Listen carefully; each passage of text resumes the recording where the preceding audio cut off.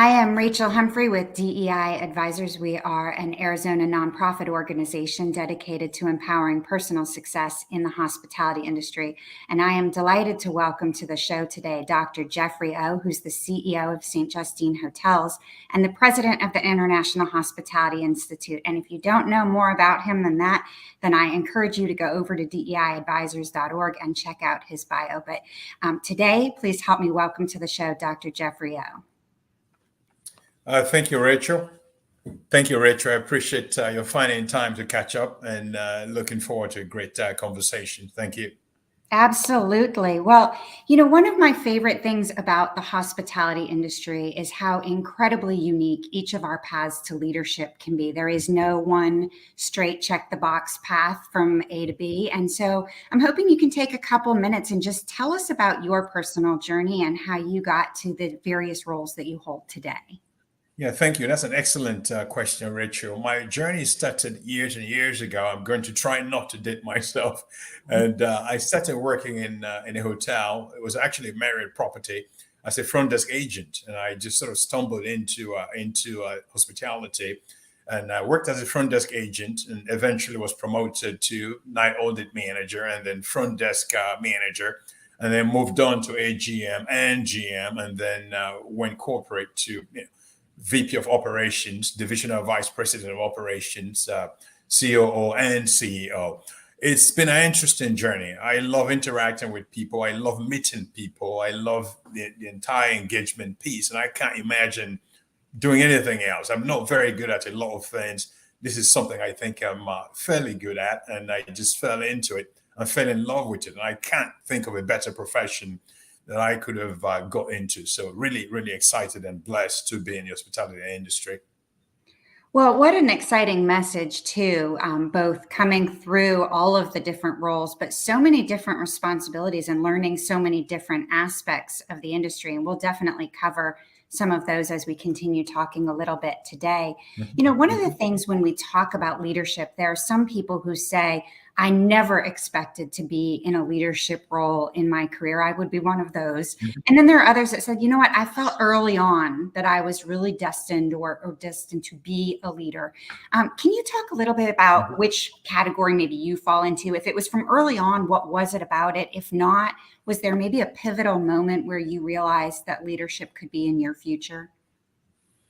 That's a great question. I can't say I've had that asked of me before, right? So it's a great one. I don't know that I work when I was, growing up, I thought, I'm a natural leader and I'm going to lead people and I'm going to do all of these things. I didn't think of that, right? I mean, I think at some point, working in the corporate world, at some point, I found myself in roles that involved responsibility, leading teams, and chasing goals. And I thought, I think I can do well at this.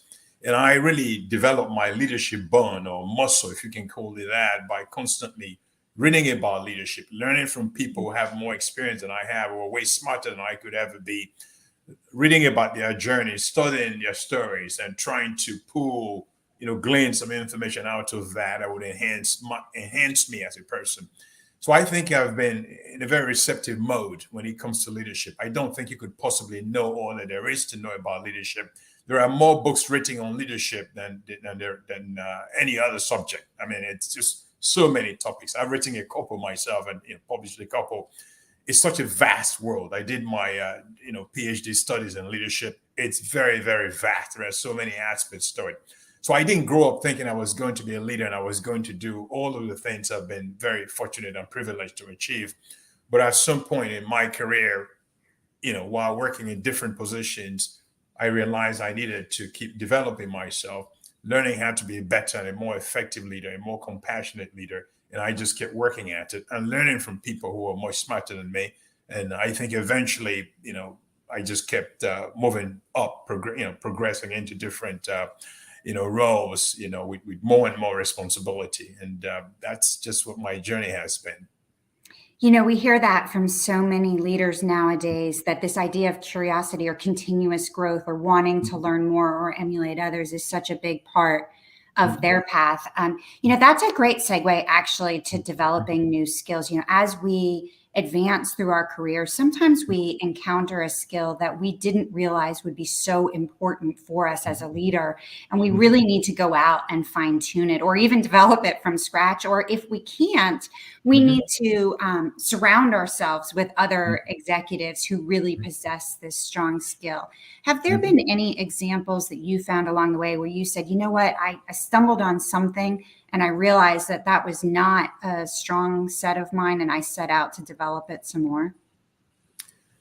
I think my biggest challenge as a leader has been really delegating. I mean, that's a hackneyed concept. People talk about that quite often. Oh, I need to get better. I need to learn how to delegate. But in my case, it really is true. I mean, it's not just saying it. People say that quite often. I interview, leaders who say that to me. Oh, I need to get better at delegating. And I'm telling you, for me, it's actually the case. I was horrible at delegating. And a lot of that, I think, had to do with arrogance. I think I was arrogant because I thought I could do it all. I was arrogant. I thought I don't need anyone. I didn't trust anyone. I didn't trust people as much as I should have to get the task accomplished. I always thought if I do it myself, then I'm going to get it done and I'm going to do it right. And to me, that's a failing of leadership. And I was not aware of that when I was starting my career. As a front office manager, I worked ridiculous hours. I could barely get my work done because I tried to do my work plus the work that should have been delegated to other folks. I was a poor leader and I didn't even know it. It took me a while to wake up and say, Jeffrey, you don't have to do all this. You're not the smartest person on the planet. You're not even the smartest person in the company. You're not the smartest person in the room quite often. There are people who are way smarter than you are. Learn from them, exchange information with them, let there be reciprocity, do all of that, and you're going to be a better leader for it. So it took a lot of soul searching and introspection to get to that point.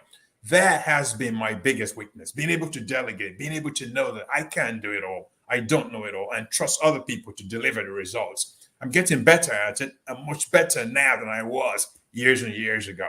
So that's been it's been a learning experience for me. I think it's a continuous process. Even now, I have to watch myself and say, okay, you know what?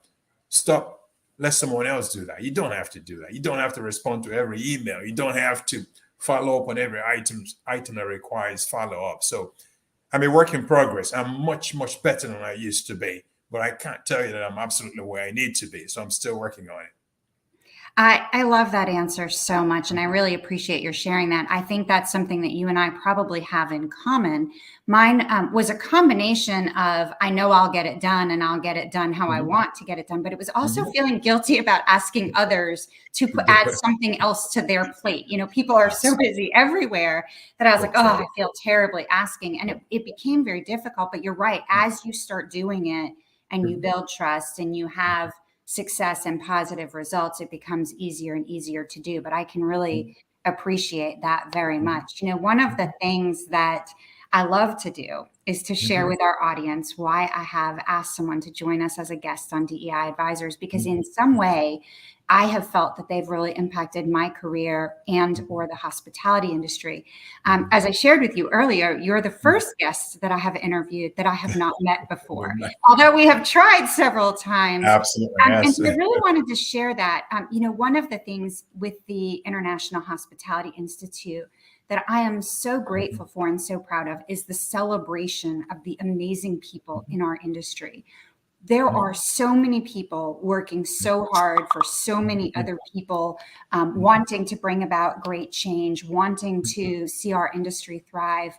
And we don't often take time to celebrate, to say thank you, to say good job, to say we recognize what you're doing. And so what IHI is doing has really been, in my view, a game changer for the industry of taking a little bit of time each year to say thank you for all that you do for hospitality. And so I will say to you here, thank you for all that you do for hospitality through IHI.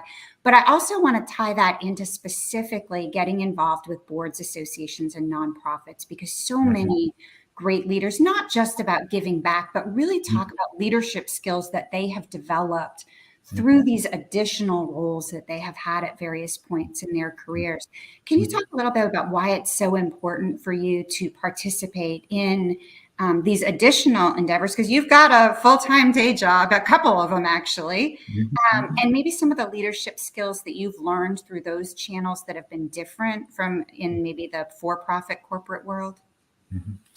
What a great question. I had an interview not long ago. I think it was with Medium Magazine. And the gentleman who interviewed me asked me a question that I don't often get. And that was a very intriguing question, much like what you're asking me now. And he said to me, can you tell me about something that you've done for anyone or a group that did not benefit you in any way? Something that you did that did not benefit you. How have you served your community? How have you done good work that did not benefit you? And that's a question you don't get very often, right? And I had to think for a minute. I'm already thinking. I was thankful for the fact that I could answer that question because of the activities I've been involved in. One of my all-time favorite quotes is by Horace Mann, the great American educator. And he said, you should be ashamed to die unless you've done something good for humanity. Oh, wow. And that's so critically important to me in terms of building a legacy, making a positive change, being a force for good in people's lives, not merely being a biological being whose sole mission is to eat, drink, and sleep and go through life without impacting someone else's life positively. This is hugely important to me. And a lot of the things I'm involved in are things that are squarely aligned with my values. We've been able to give back.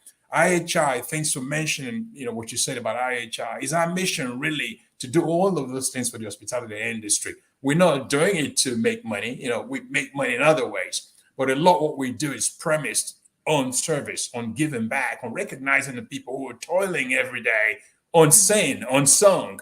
So that is really important to us to be able to give back, to recognize all of these folks, people like you and so many other folks who've done so much for our industry, working, tirelessly to advance the industry that we love so much, that was battered by COVID-19. It is great to be able to bring a smile to someone's face in any way that we possibly can. So that's really, really important to me to be part of that. And as you speak, I've got a couple of Global Hospitality magazine which we publish.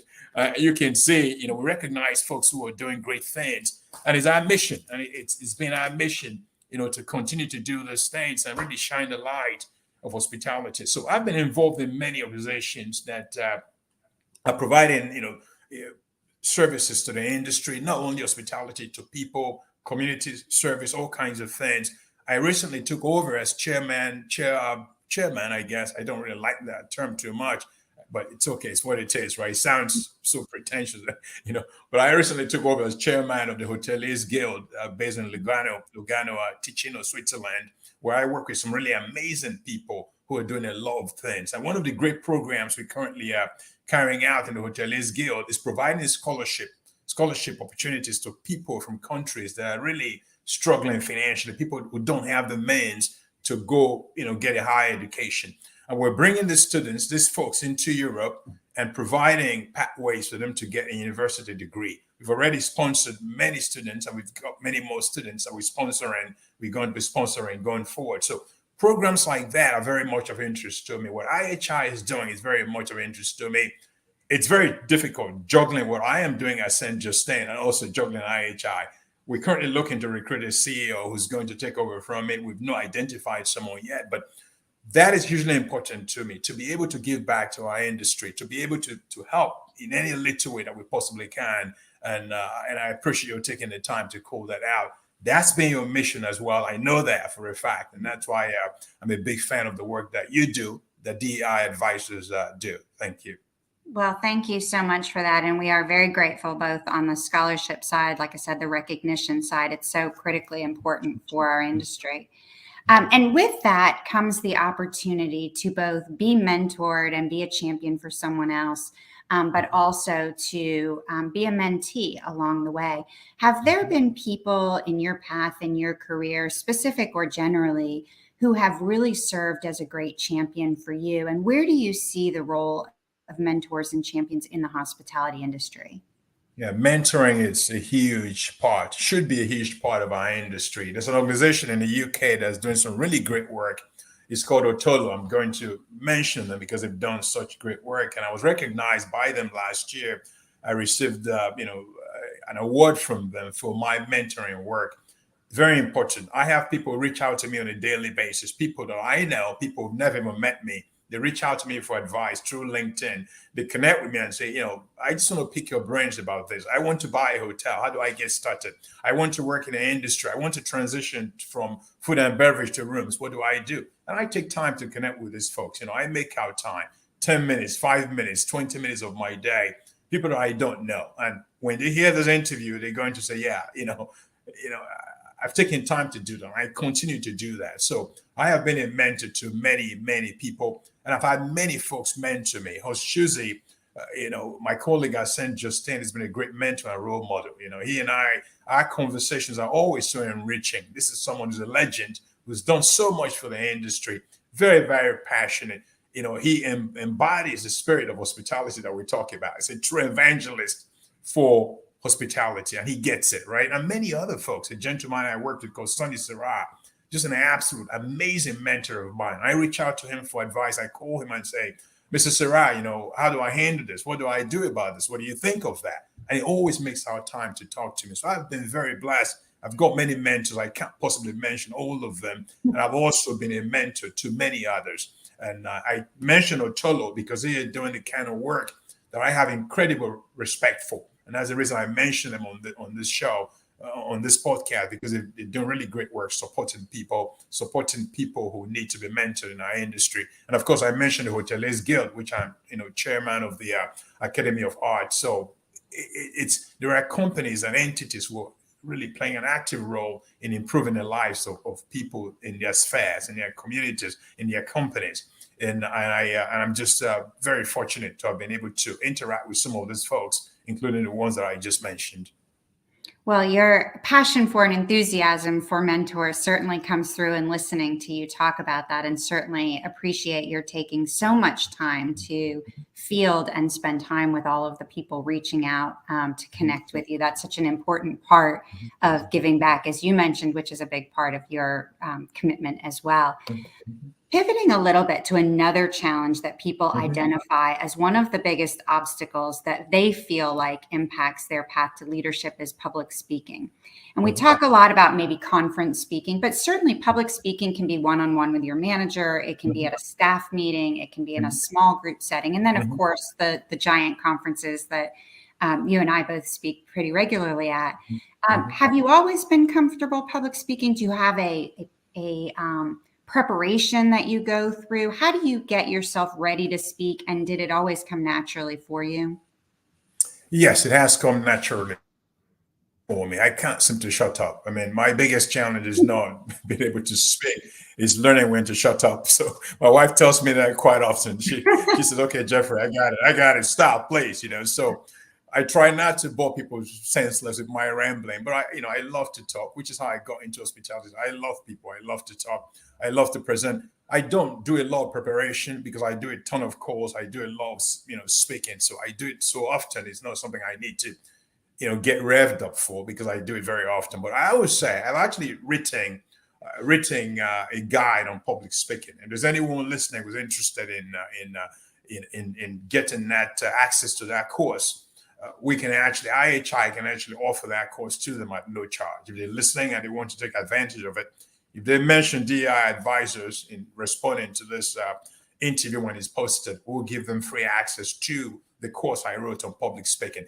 There are many tricks to being a great public speaker. And I have dealt with, C-suite leaders, senior leaders, and given them a few tips that I've, picked up along the way on public speaking. So there's so many ways to it. It's different from different people. It all depends on what the individual's issue is. There are people who are not comfortable with their voices. There are people who struggle with their appearance when they come out in public to speak. There are folks who've got nervous tics, right? They can't sit still, they're fidgety, they're doing all kinds of things because they're nervous. There are so many ways that one can approach that issue, but I thought I've got enough time here for it. But I think what I was, in terms of, what might help people get better at public speaking for folks who are looking for that, what I will say is this: quite often we are in our own heads when it comes to speaking in public. We are thinking too much. We're thinking about what we're about to do. And is that constant thinking that paralyzes people who struggle with public speaking. If you approach public speaking just like you're talking to your relative, your long lost friend, your mom, your dad, your brother, your sister, you're not going to have any apprehensions about speaking in public. But when you are constantly thinking about what you're going to do and your fear of how you're going to perform, you're having this reel that's going through your head, this loop that's going in before you even do the speaking. It's like you're already losing the battle before you're on stage. So the key is to not think about it. Don't think about it. Don't dwell on it. Prepare the points that you're going to talk about. Have them in your mind. If you need to have some talking points like an index card, you could use that if you need that. If not, go through what you need to go through mentally, but don't think too hard about it. Pretend or say to yourself, I'm going to be speaking to a room of people who love me. They absolutely adore me. They love me, and they can't wait to hear me speak. I am among friends. I'm among friends, and I'm going to tell my story to my friends. They're going to love listening to me. They're going to love interacting with me. This is going to be great. I am going to kill it. It's really essentially programming yourself and putting yourself in that zone and not thinking too much about what you're going to do, not dwelling on it, not playing that loop all day and all night thinking, oh my God, just go with it. So there are many specific steps that I've got in my training course that I put together, which I think is about 33 keys or something of public speaking that I would encourage anyone who's interested. And IHI, can offer that. We usually charge for it, but this particular, because I'm talking to you on the DEI Advisors podcast, I'm throwing out the offer. If there's someone who's interested, I have my team at IHI set them up, and they can hopefully benefit from it. And we'll waive the fee. They're not going to get charged. I charge for the course, and I think that might be useful to some folks. So anyway, just wanted to put that out there. Well, thank you very much. We appreciate that tremendously. And that's great advice. I mean, I have not heard it described that way, but I really like that. I think that I'm very comfortable public speaking. I certainly get nervous enough, but I like the idea of being your own personal hype squad, trying to get yourself. Everybody wants to be there listening to you. So I'm going to try that the next time. That's it. Absolutely. It works, believe me. To you on that one. It works, believe me. One of the things that we hear about from most leaders is that hospitality might be different from some other industries on how critically important relationship building and networking is, whether it is to close a deal, to get a new opportunity, to find a mentor. I mean, the sky is really the limit. But not all of us network the same way. As a matter of fact, you and I probably do not network in similar ways at all, yet we may end up with very similar networks at the end of the day. What is your personal strategy? How have you tailored it really to your character and to your character traits? And how would you recommend others who maybe are a little bit apprehensive about building their own network really take that first step towards that goal? I think the key is to not take a transactional approach to networking, right? Don't go in thinking, I'm going to talk to 30 people today. I'm going to speak to 30 people who are potential clients, who will be potential clients or customers, potential investors and all of that. Don't take a transactional approach to networking. Let it be organic. Go out and talk to people, talk to as many people as you can and spend time with them. I have been in certain environments where I felt like networking was like speed dating. Someone comes to you, hey, Jeffrey, how are you? I'm John. Hey, okay, have a good day. On to Rachel. Hey, Rachel. Hey, it's like, what is this? We're not building a relationship. You're just walking around collecting business cards. And collecting business cards is not the same as building a relationship. Building a meaningful relationship entails you getting to know me getting to know you, even in the 10, 15, 5, 8 minutes that you and I connect. That's what building a relationship is about. Having a memorable encounter. It's not simply asking for my business card. So I think don't be transactional in networking, and don't network with only people that you think you can get something from. In other words, talk to as many people as you can, because you never know who knows someone who might be the person you're looking to connect with. It could be an investor, it could be a mentor, it could be a client, it could be a customer. So be flexible and don't be transactional in your approach, because when you come across like someone who's simply trying to get something out of that networking in that moment, people are going to be turned off. I want to feel that a person I'm talking to is genuinely interested in me. I don't want them to see me as a potential business partner or investor or customer or client. I don't want to feel like they're trying to sell me something. And I'm going to be very quick and mention LinkedIn. I get a lot of people reach out to me on LinkedIn. They connect with me on LinkedIn. And the very next message I get from them is, hey, Jeffrey, we want to sell you XYZ. And I'm thinking, I don't even know you. You don't know me. You know nothing about me. You haven't tried to engage with me. You're trying to sell me something on the very first, first message that you sent to me after we connected. People buy from people that they know, people that they trust. If I don't know you, you're a total stranger in my inbox. What are the chances of you being able to sell me anything? So network, but do not be intentional, but do not be transactional. Just go ahead and talk to people, make the process organic, but don't do it because you're trying to get something out of it in that moment. That's been my approach. That's such great advice. Thank you very much for sharing that. And the LinkedIn example is a perfect Mhm. example of that. Mhm. I want to switch gears to something a little bit broader for a second. Mhm. There's so much talk right now about building a more diverse industry at the leadership level, and certainly a lot of the initiatives that you're involved with, a lot that I am in DEI Advisors is governed, and we're seeing a lot of momentum. We're seeing some change. Can you share a little bit about what you think maybe some of the stumbling blocks have been leading up till now, and then what you're seeing from all of your engagement in the industry about where change is coming from, or how we're going to see greater change maybe a little bit faster in the industry? Yeah, I think there has been improvement in terms of the level of diversity that you find in our industry. I can't speak for the macro, the entire world, obviously. Specific to hospitality, I think we've seen a movement toward more diversity, a movement toward that. We know entirely what we need to be yet, but we know what we used to be, right? There is a growing awareness that, okay, we need to be more diverse. We need to have more women at the table making leadership decisions, not because it should not be something that's cosmetic. It should not be for show. We should do it because it's the right thing to do. Period. People have talked about Saint Justine, and they say, "Oh, you guys are your board is very diverse." It's very diverse, and that was intentional. I mean, that's how the word is. We should reflect what the word around us looks like. So I think we're getting better at diversity. We're not where we need to be, but we're not where we used to be. We're making progress. We're getting more women in leadership roles, more minorities in leadership roles. All of that is getting done. For me, it just makes sense. And I can't imagine a company not wanting to have diverse, people from diverse background and cultures of, different gender, who look different, just different in different ways. So I think it's one that is very much needed in our industry. And I'm glad to have an entity like DEI Advisors, sort of focused on that. I know you do a lot of things. It's not just about diversity. That's not all you do, but it's good to see you talk about diversity. I think it's conversation that we should be having this type of conversations. It will only make the hospitality industry better. Well, and as you mentioned with the St. Justine board, you Mhm. are actually practicing what you're preaching. And that's so Mhm. important to see and looking for Mhm. others to follow suit.